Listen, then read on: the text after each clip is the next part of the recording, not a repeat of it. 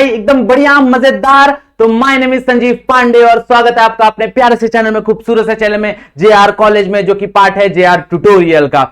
सो जैसा कि आपको पता है, we have completed the chapter number 1 और चैप्टर नंबर 2 हम लोग ने स्टार्ट कर दिया है। उसके वीडियोस ऑलरेडी अवेलेबल हैं, हम लोग ने ऑलरेडी 2 वीडियोस बना दिया है। ये होने वाला है लेक्चर नंबर 3, वीडियो नंबर 3, और यहां पे हम लोग डिस्कस करने वाले हैं सरफेस टेंशन के बारे में। ओके, लाइक मैंने तुमको लास्ट टाइम ही बता दिया था कि सरफेस टेंशन वाला जो टॉपिक है वो थोड़ा सा इंपॉर्टेंट टॉपिक है, क्योंकि ज्यादा करके जो क्वेश्चंस हैं वो इस टॉपिक में से ज्यादा आते हैं बोर्ड एग्जाम में। ओके, तो ये जो टॉपिक है वो बहुत इंपॉर्टेंट टॉपिक है, इस पे थोड़ा सा ज्यादा ध्यान देना है हमको, याद रखना, एज कंपेयर टू बाकी टॉपिक पे। Okay, so let us start with today's lecture. आज का लेक्चर चालू करते हैं। बहुत मजेदार लेक्चर होने वाला है, एक साथ पूरा लेक्चर फटाफट कंप्लीट करना और wait for the next lecture. खुद का नोट्स बनाना चालू कर दो। जितना तुम खुद का नोट्स बनाओगे उतना ज्यादा अच्छा है, क्योंकि चीजें बहुत अच्छे से समझ में आती है, याद रखना। ओके, सो अगर कुछ डाउट है तो कमेंट सेक्शन तुम्हारे लिए है। अगर कुछ और डिस्कशन करना है, अगर कुछ और डाउट है तो यहां पे इंस्टाग्राम का हैंडल दिया हुआ है, तुम जाके डीएम कर सकते हो, कोई प्रॉब्लम नहीं। ओके, चलो, so let us start with the topic, let us start with the कहानी, that is surface tension. Okay, so what is surface tension? क्या होता है सरफेस टेंशन? सरफेस टेंशन एक फ्लूइड की प्रॉपर्टी है। ओके, फ्लूइड जो है, फ्लूइड जनरली कोई भी फ्लूइड हो गया, मतलब non compressible fluid. Okay, compressible fluid की बात नहीं हो रही, हम लोग एयर की बात नहीं कर रहे हैं, हम लोग बात कर रहे हैं लिक्विड की। जनरली लिक्विड जो होती है वो नॉन कंप्रेसिबल फ्लूइड होती है। Okay, so surface tension is the property of that fluid. Okay, तो थोड़ी देर के लिए सरफेस टेंशन को साइड में रखते हैं, क्योंकि सरफेस टेंशन समझने के लिए कुछ टर्म्स हैं, बेसिक टर्म्स हैं, वो हमको समझना जरूरी है। Terms like intermolecular forces. अगर हम लोग देखने जाए इंटरमोलिकुलर फोर्सेस, ओके, तो इंटरमोलिकुलर फोर्सेस देखने जाए तो क्या होती हैं? 2 तरह की इंटरमोलिकुलर फोर्सेस होती है। एक होता है तुम्हारा कोहेसिव फोर्सेस और एक होता है तुम्हारा adhesive forces. Okay, what is cohesive forces? Let's say कि आई हैव अ बॉटल लेते हैं हम लोग, एक बॉटल ये रहा तुम्हारे पास। ओके, अब यहां पे देखो, ये पानी है। अब उस पानी और पानी के मॉलिक्यूल के बीच में, ओके, मतलब भाई यहां पे एक पानी का मॉलिक्यूल है, यहां पे एक पानी का मॉलिक्यूल है। अब इन दोनों के बीच में जो फोर्सेस होगा, that will be a cohesive forces. Okay, मतलब the force between same molecule of same substance. Okay, तो हम लोग बोल सकते हैं it is a force between molecule of same substance, okay, यहां पे हम लोग बोल सकते हैं अधेसिव का मतलब क्या होता है? Between molecule of different substance. मतलब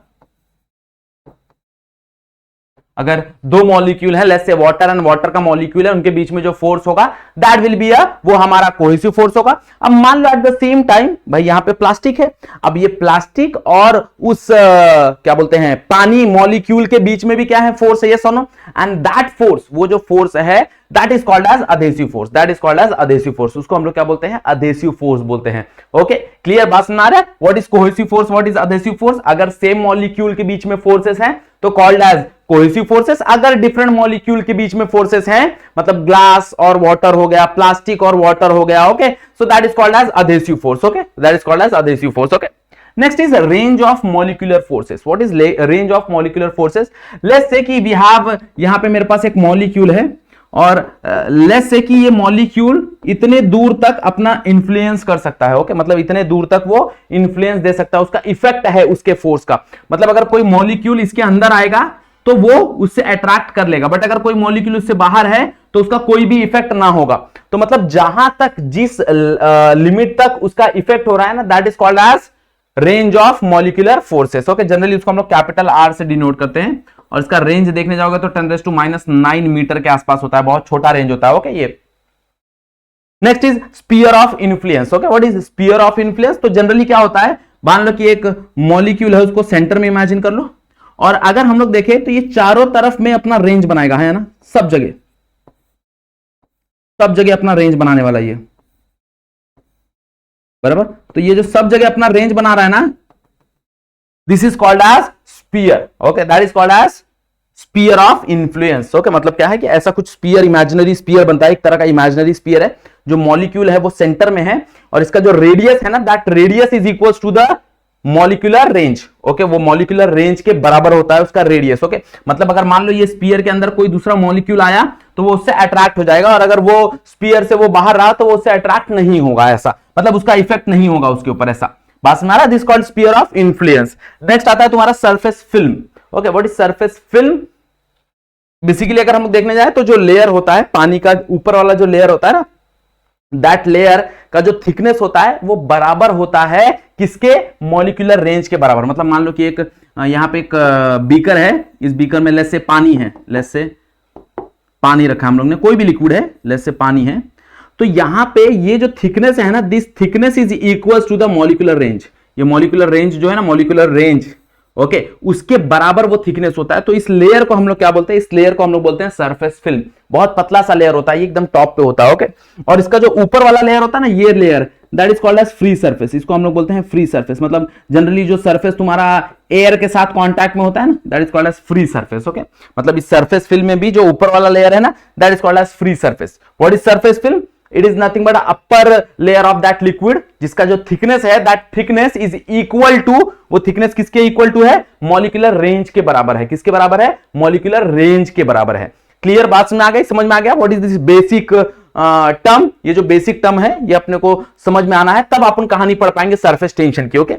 सो let us talk about surface tension. तो सरफेस टेंशन की अगर हम लोग कहानी पढ़ने जाएं तो सरफेस टेंशन की कहानी ऐसी है कि भाई ये बहुत बेहतरीन चीज है, और इसकी वजह से बहुत सारी बोलते हैं ना नेचुरल फिनोमिना पॉसिबल हो पाती हैं। जैसे अगर मैं तुमको बोलूं कि जो मॉस्किटो होता है वो जनरली फ्लोट करता है पानी के ऊपर, ओके। तुम लोग ने देखा रहेगा पानी के ऊपर वो फ्लोट करता है। वो क्यों करता है? Because of surface tension, okay, because of surface tension. बहुत छोटा फोर्स है ये, बहुत छोटा फोर्स है, बट हाँ ऑब्वियसली ये प्रेजेंट है। अगर हम लोग देखें तुम्हारे लार्वास, जो लार्वास होते हैं मॉस्किटो के या फिर किसी और इंसेक्ट के, वो भी पानी के ऊपर फ्लोट करते हैं। क्यों फ्लोट करते हैं? Because of that surface tension, okay, because of that surface tension, okay. तो क्या होता है सरफेस टेंशन एक्चुअल में? उसके पीछे फिजिक्स क्या है, क्या कहानी है उसके पीछे, वो हम लोग पढ़ेंगे by considering the molecular theory, okay. हम लोग क्या कर रहे हैं? मॉलिक्यूलर थियरी के ऊपर इसको समझने की कोशिश कर रहे हैं, okay. So let us try to understand. हम लोग 3 मॉलिक्यूल कंसीडर करते हैं, let's say molecule A, molecule B and molecule C. 3 तरह के हम लोग मॉलिक्यूल कंसीडर करते हैं। Let's say molecule A consider कर लिया, मॉलिक्यूल बी कंसीडर कर लिया और मॉलिक्यूल सी कंसीडर कर लिया। अब ध्यान से देखो, मॉलिक्यूल ए जो है वो सारा का सारा पूरा का पूरा पानी में डिप है। देखो जरा, अगर हम लोग मॉलिक्यूल ए देखेंगे तो मॉलिक्यूल ए क्या है? पूरा का पूरा पानी में डिप है। देखो पूरा का पूरा पानी में डिप है। अब सिंस पूरा का पूरा पानी में डिप है तो जाहिर सी बात है कि उसका चारों तरफ से कोहेसिव फोर्स लग रहा होगा। ऑब्वियस सी बात है भाई, यहां वाला मॉलिक्यूल इसको खींच रहा होगा, यहां वाला मॉलिक्यूल खींच रहा होगा, यहां वाला मॉलिक्यूल, यहां वाला मॉलिक्यूल, यहां वाला मॉलिक्यूल, हर एक मॉलिक्यूल उसको खींच रहे होंगे, हाँ या ना? मतलब उसको हर एक डायरेक्शन से फोर्स लग रहा होगा। सिंस उसको हर एक डायरेक्शन से फोर्स लग रहा है, इसका मतलब उसके ऊपर जो नेट फोर्स होगा that will B zero, yes और नो? मतलब देखने जाए तो the net force on molecule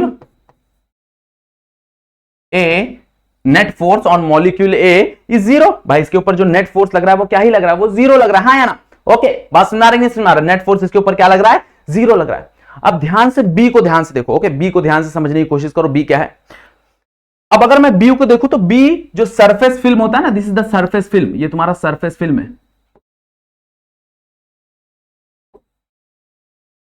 उसके बीच वाले लेयर में, बराबर, मॉलिक्यूल बी यहां पे है, ओके। अब यहां पे ध्यान से देखेंगे तो आधा जो लेयर है, देखो आधा उसका जो स्पीयर ऑफ इन्फ्लुएंस है, आधा मतलब आधा से बहुत कम वो हवा में है, बराबर। और बाकी जो स्पीयर ऑफ इन्फ्लुएंस है वो बेसिकली कहां है? वो बेसिकली है तुम्हारा पानी के अंदर है। देखो ये पानी के अंदर है, मतलब उस लिक्विड में है। तो ये लिक्विड वाला पार्ट हो गया और ये तुम्हारा हो गया हवा वाला पार्ट, ओके। मतलब यहां पे अगर हम लोग देखने जाए तो ये जो लिक्विड वाले पार्ट है वहां पे कोहेसिव फोर्स स्ट्रांग होंगे, क्योंकि हवा में तो एयर मॉलिक्यूल हो जाएगा ना, और अगर डिफरेंट मॉलिक्यूल हो गया तो वो एडहेसिव फोर्स हो गया। बट यहां पे कोहेसिव फोर्स स्ट्रांग है। सिंस कोहेसिव फोर्स स्ट्रांग है मतलब सारे के सारे जो रिजल्टेंट फोर्स होंगे वो कहां पे लगेंगे? डाउनवर्ड डायरेक्शन में लगेंगे, ये सुनो। मतलब सारे के सारे जो कोहेसिव फोर्स है वो थोड़ा स्ट्रांग है। मतलब हो सकता है कि भाई उस स्पीयर को सारे के सारे मॉलिक्यूल कहां पे खींचना चाहे? नीचे खींचना चाहे। मतलब यहां पे जो नेट फोर्स लग रहा है उस स्पीयर पे वो कहां पे लग रहा है? डाउनवर्ड डायरेक्शन में लग रहा है। तो हम लोग बोल सकते हैं for molecule B net force कहां पे लग रहा है? Net force is acting in downward direction, हाँ या ना? कहां पे लग रहा है? डाउनवर्ड डायरेक्शन में लग रहा है, बराबर। ओके भाई जो नेट फोर्स है वो कहां पे लग रहा है, वो डाउनवर्ड डायरेक्शन में लग रहा है। मतलब यहां के जो मॉलिक्यूल है वो कहां पे आना चाहते हैं, नीचे आना चाहते हैं। कहां पे आना चाहते हैं, नीचे आना चाहते हैं। हाँ या ना, बात समझ आ रहा है नहीं समझ आ रहा है? अब मॉलिक्यूल सी को ध्यान से देखो, मॉलिक्यूल सी को ध्यान से देखो। मॉलिक्यूल सी कहां है, एग्जैक्टली फ्री सरफेस पे है, मतलब एकदम टॉप लेयर पे है। ओके अब मतलब उसका आधा स्पीयर ऑफ इन्फ्लुएंस कहां पे है, हवा में है, और आधा स्पीयर ऑफ इन्फ्लुएंस कहां पे है, लिक्विड में है। मतलब ये आधा स्पीयर ऑफ इन्फ्लुएंस अगर हम लोग देखें तो हवा में बन रहा है, और आधा स्पीयर ऑफ इन्फ्लुएंस अगर हम लोग देखें तो कहां बन रहा है, लिक्विड में बन रहा है। ओके मतलब जाहिर सी बात है कि इसका दोनों का नेट फोर्स 0 होना चाहिए, बट ऐसा होगा नहीं। कारण यह है कि हवा में ये जो ऊपर का स्पीयर ऑफ इन्फ्लुएंस है उसके अंदर एयर मॉलिक्यूल है, और एयर मॉलिक्यूल की डेंसिटी थोड़ी सी कम होती है। वाटर मॉलिक्यूल की डेंसिटी थोड़ी सी ज्यादा होती है as compared to air molecule. मतलब यहां पे पानी के मॉलिक्यूल ज्यादा होंगे ना, सिंस पानी के मॉलिक्यूल ज्यादा होंगे तो नीचे साइड जो नेट फोर्स है वो ज्यादा लगेगा। मतलब यहां पे जो मॉलिक्यूल सी है वो भी कहां पे डायरेक्टेड होगा भाई, वो भी नीचे की तरफ जाना चाहेगा, उसके ऊपर भी जो नेट फोर्स लगेगा वो नीचे की तरफ लगेगा। तो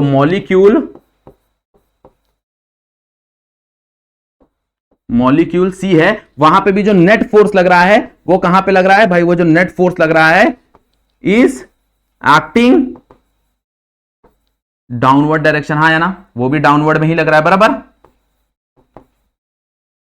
इसका मतलब मैं बोल सकता हूं कि भाई ये जो सरफेस फिल्म है इसके ऊपर जितने भी मॉलिक्यूल रहेंगे वो कहां जाना चाहेंगे, वो नीचे की तरफ जाना चाहेंगे। कहां जाना चाहेंगे, नीचे की तरफ जाना चाहेंगे। ओके जाहिर सी बात है भाई, यहां पे जो मॉलिक्यूल होंगे वो क्या होंगे, नीचे की तरफ जाना चाहेंगे। अब मॉलिक्यूल नीचे की तरफ जाना चाहेंगे, जरा सोचो नीचे कोई जगह है क्या, कोई खाली जगह है क्या नीचे, नहीं ऑब्वियसली नहीं है।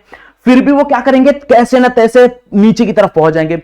मतलब अगर हम लोग देखने जाए तो एज कंपेयर टू यहां पे इस लेयर पे जो नंबर ऑफ मॉलिक्यूल होंगे वो कम हो जाएंगे। मान लो कि इस लेयर पे 100 मॉलिक्यूल हैं। ओके अब वो 100 मॉलिक्यूल में से सारे के सारे मॉलिक्यूल नीचे जाना चाहेंगे ना, बट नीचे कोई जगह तो है नहीं। मान लो उसमें से 4 5 10 मॉलिक्यूल नीचे कैसे ना कैसे एडजस्ट हो गए, तो ऊपर जो 100 लेयर था वो क्या हो जाएगा भाई, उसमें से मॉलिक्यूल कम हो जाएंगे। अब सिंस मॉलिक्यूल कम हो गए तो ऐसा तो है नहीं कि पानी में क्रैक आ जाएगा। हम लोग ने ऐसा देखा क्या कि भाई मॉलिक्यूल कम हो गए तो पानी में क्रैक आ जाता है, ना ना ना, पानी तो पूरा यूनिफॉर्म रहेगा। मतलब मॉलिक्यूल क्या करेंगे, अपने आप को स्ट्रेच कर लेंगे। क्या करेंगे, अपने आप को स्ट्रेच कर लेंगे, और स्ट्रेच करने के बाद they behave like a membrane, वो एक मेम्ब्रेन की तरह बिहेव करेंगे, and that membrane provide a surface tension. Okay वो जो मतलब एक तरह से ब्लैंकेट बन जाएगा, बहुत पतला सा ब्लैंकेट बन जाएगा। अब अगर उस ब्लैंकेट पे तुम चढ़ोगे ना तो दैट वो एक स्प्रिंग की तरह काम करेगा। हाँ हमारे और आपके लिए काम नहीं करेगा, कारण यह है कि हमारा वेट बहुत ज्यादा है,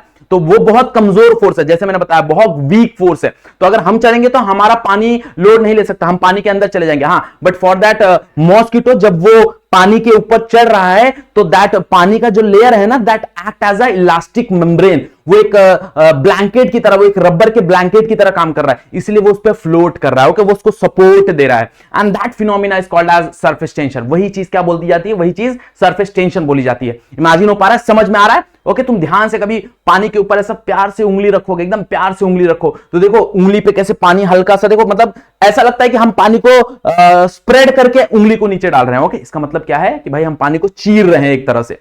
सो वही कहानी है कि भाई वो जो मॉस्किटो है वो पानी का जो लेयर है वो एक बोलते हैं ना एक ब्लैंकेट की तरह काम कर रहा है उसके लिए, तो इसको दैट ब्लैंकेट की तरह जो काम कर रहा है that is called as surface tension, उसको हम लोग सरफेस टेंशन बोलते हैं। ओके सो अगर बेसिकली हम लोग सरफेस टेंशन एक्चुअल में डिफाइन करने जाए कि what is surface tension mathematically, तो मैथमेटिकली हम लोग सरफेस टेंशन को डिफाइन करते हैं इस फॉर्मूले से, that is T is equals to force per unit length. Okay हम लोग कैसे डिफाइन करते हैं what is surface tension, surface tension को हम लोग कैपिटल T से रिप्रेजेंट करते हैं, and what is the mathematical definition of the surface tension, that is force per unit length. Okay force per unit length. Okay अगर हम लोग देखने जाए तो इसका ऐसा यूनिट क्या हो जाता है, ऐसा यूनिट हो जाता है न्यूटन पर मीटर। क्या हो जाता है ऐसा यूनिट, ऐसा यूनिट इज न्यूटन पर मीटर। और अगर हम लोग डायमेंशन देखने जाए तो डायमेंशन क्या हो जाएगा, देखो जरा, हमको पता है what is dimension of Newton, Newton का डायमेंशन क्या होता है, that is L2 m1 t minus 2, हाँ या ना, but sorry L1 not L2 L1।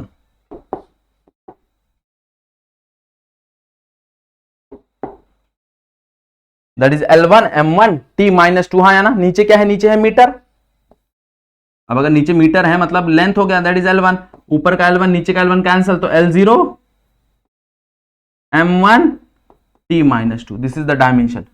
This is the dimension किसका, सरफेस टेंशन का। किसका, सरफेस टेंशन का। ये मैथमेटिकल डेफिनेशन है, याद रखना। और ये जो है that is based on the molecular theory. Okay, वो मॉलिक्यूलर थ्योरी है।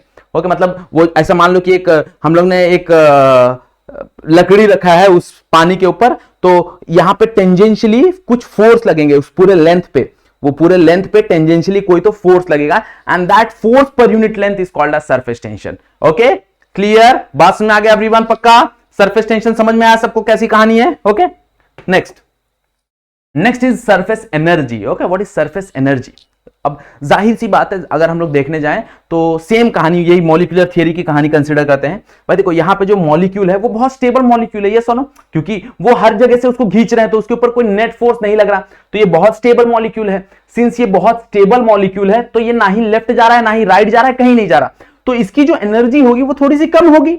अब ऊपर जो ये सरफेस फिल्म में जो भी मॉलिक्यूल्स हैं उनकी जो एनर्जी है वो बहुत ज्यादा है।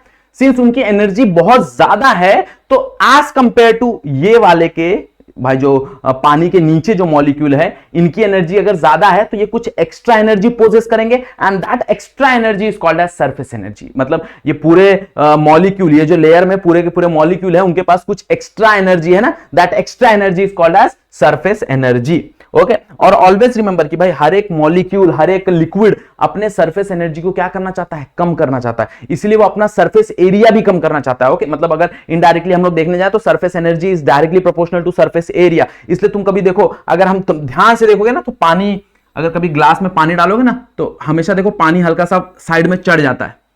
ओके, हमेशा सा पानी ना हल्का सा ग्लास में चढ़ जाता है। कारण यह है कि भाई यहां पे मॉलिक्यूल, नंबर ऑफ मॉलिक्यूल कम है, नंबर ऑफ मॉलिक्यूल कम है तो अपना सरफेस एरिया कम करने की कोशिश करता है, और सरफेस एरिया कम करने की कोशिश करता है इसलिए वो क्या करता है, हल्का सा पानी को ऊपर से टर्न कर देता था, उसकी वजह से वो सरफेस एरिया कम हो जाता है उसका। क्लियर, बात समझ में आ रहा? ये रीजन है उसके पीछे कि क्यों पानी ऊपर चढ़ जाता है ऐसा। ओके, तो व्हाट इज सरफेस एनर्जी हम लोग ने डिस्कस कर लिया। भाई सरफेस एनर्जी क्या होता है कि अगर हम लोग देखने जाए सेम कहानी, ये मॉलिक्यूलर है, यहां पे मॉलिक्यूल है, यहां पे मॉलिक्यूल है, यहां पे मॉलिक्यूल है। भाई ये जो मॉलिक्यूल है दैट इज स्टेबल मॉलिक्यूल। ये क्या है, स्टेबल मॉलिक्यूल।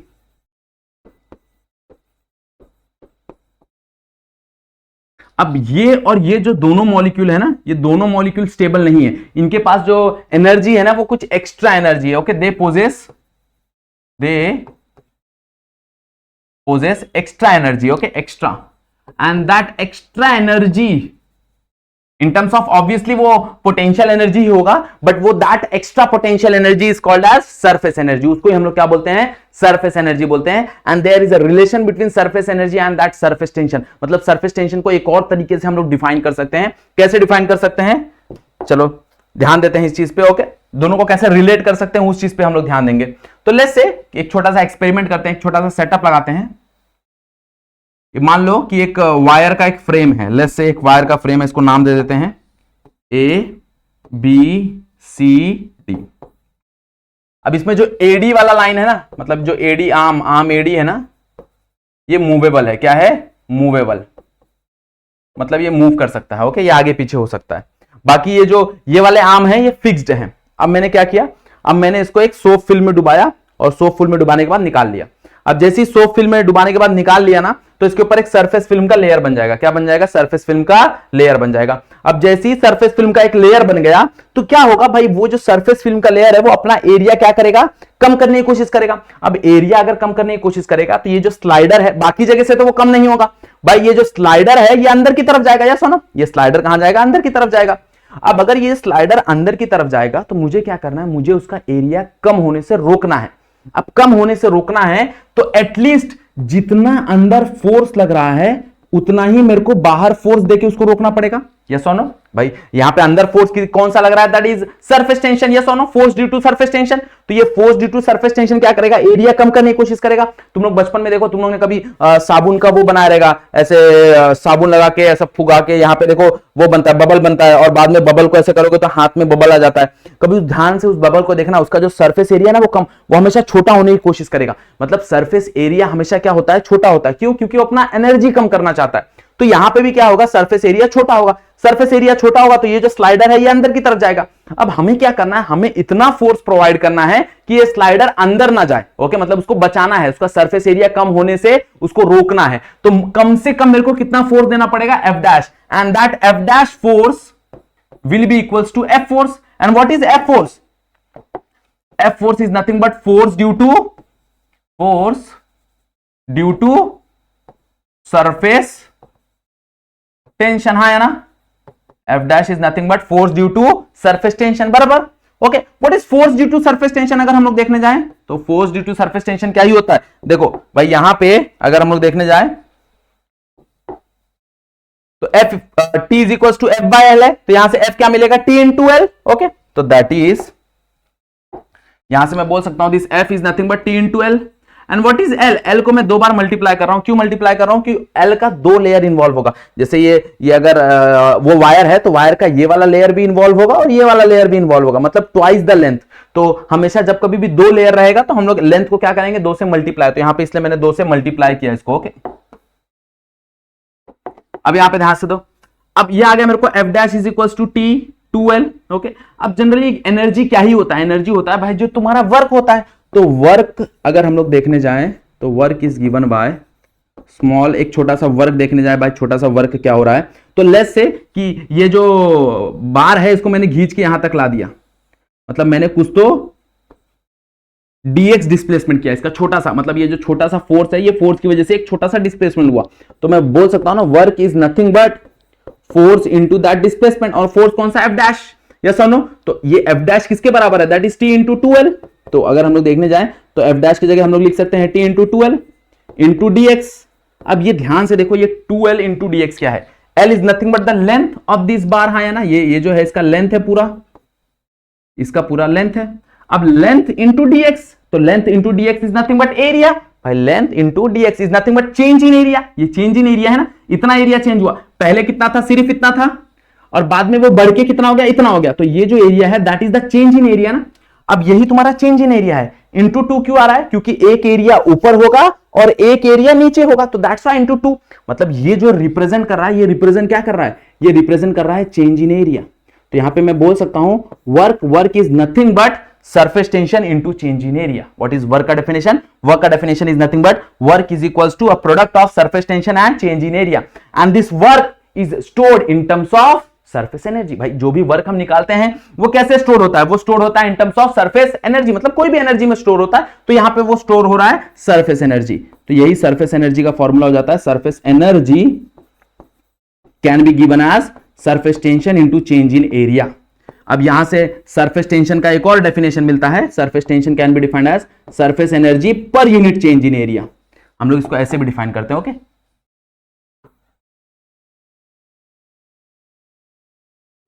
हम लोग इसको ऐसे भी डिफाइन कर सकते हैं, मतलब सरफेस टेंशन का एक डेफिनेशन तो है हमारे पास, that is force per unit length, but यहां पे एक और डेफिनेशन है सरफेस टेंशन का, that is surface energy per unit area. Okay, तो यहां से हमारा एक और डेफिनेशन निकलता है, और यहां से अगर हम लोग देखें तो यहां से उसका यूनिट क्या हो जाएगा, यूनिट हो जाएगा जूल पर मीटर स्क्वायर। तो अगर कहीं पे तुमको जूल पर मीटर स्क्वायर दिख रहा है ना, इसका मतलब वो क्या है, वो है तुम्हारा सरफेस टेंशन। क्या है तुम्हारा सरफेस टेंशन? तो सरफेस टेंशन का दो डेफिनेशन है, ध्यान रखना दिमाग में। एक होता है फोर्स पर यूनिट लेंथ, ये वाला डेफिनेशन, ये वाला डेफिनेशन, और एक होता है तुम्हारा ये वाला definition, that is joule per metre square, मतलब surface energy per change in area. Okay, ये भी सरफेस टेंशन का डेफिनेशन है। ये रिलेशन बहुत ज्यादा काम आता है, याद रखना। ये दोनों सेम ही रिलेशन है, बस मैंने चेंज इन एरिया को नीचे भेज दिया तो वो डिवाइड हो गया। ये दोनों सेम ही रिलेशन है, याद रखना। Okay, clear? बात समझ में आ गया एवरीवन? समझ में आया सरफेस टेंशन क्या होता है? देखो बेसिक चीजें हैं, बहुत बोलते हैं ना कामगर चीजें हैं, मतलब अपने को बहुत ज्यादा काम आता है ये चीजें। ओके, नेक्स्ट सरफेस एनर्जी क्या होता है, दोनों के बीच का रिलेशन कैसे होता है। ओके, तो ये रिलेशन बहुत ज्यादा काम आएगा हमको, वो चीज का ध्यान देना कि भाई सरफेस एनर्जी बराबर होता है अ product of surface tension and change in area. Okay, clear? बात समझ में आ गई एवरीवन? पक्का? ओके, देख लो एक बार, कुछ डाउट है तो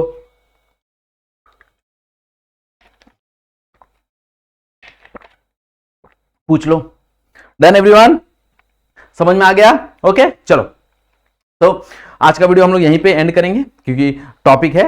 नेक्स्ट लेक्चर में we will start with angle of contact, इसका ही पार्ट है, एंगल ऑफ कांटेक्ट की हम लोग बात करेंगे। ओके, फिर एंगल ऑफ कांटेक्ट का पूरा एक वीडियो बनाएंगे। उसके बाद हम लोग जाएंगे तुम्हारा प्रेशर के ऊपर, कैपिलैरिटी, और उसके बाद हम लोग स्टार्ट करेंगे तुम्हारा फ्लूइड की कहानी। ओके, मतलब फ्लूइड इन मोशन की कहानी। मतलब अभी तक जब हम पढ़ रहे थे वो फ्लूइड रेस्ट पे था, अब फ्लूइड अगर मोशन में जाता है तो उसका क्या बिहेवियर होता है, क्या चेंज होता है, प्रेशर कैसे चेंज होता है, वेलोसिटी कैसे चेंज होता है, ये सारा चीज हम लोग डिस्कस करेंगे। ओके, बट वो हम लोग कुछ लेक्चर बात करेंगे। ओके, देखो अब कंटिन्यूअस लेक्चर आने वाले हैं, तुम लोग को क्या करना है, पढ़ाई करना है और फटाफट खुद से अपना नोट तैयार करना है, क्योंकि नोट्स तैयार करोगे तो आगे जाके रिवीजन के लिए बहुत ज्यादा काम आने वाला है। Okay, clear everyone? सो अगर आज का वीडियो पसंद आया, वीडियो यहां तक देख लिया तो वीडियो को लाइक करना है, चैनल पे फर्स्ट टाइम हो तो सब्सक्राइब जरूर कर लेना, और अपने दोस्तों को, फ्रेंड्स को बता दो, चैनल को बहुत ज्यादा शेयर करो, क्योंकि 11th और 12th दोनों के कंटेंट यहां पे आ गए, science as well as commerce, सारे के सारे। ओके, सो मिलते हैं हम लोग नेक्स्ट लेक्चर में। तो आज का लेक्चर यहीं पे एंड करते हैं, आज के लिए बस इतना ही। That's it for today, thank you so much.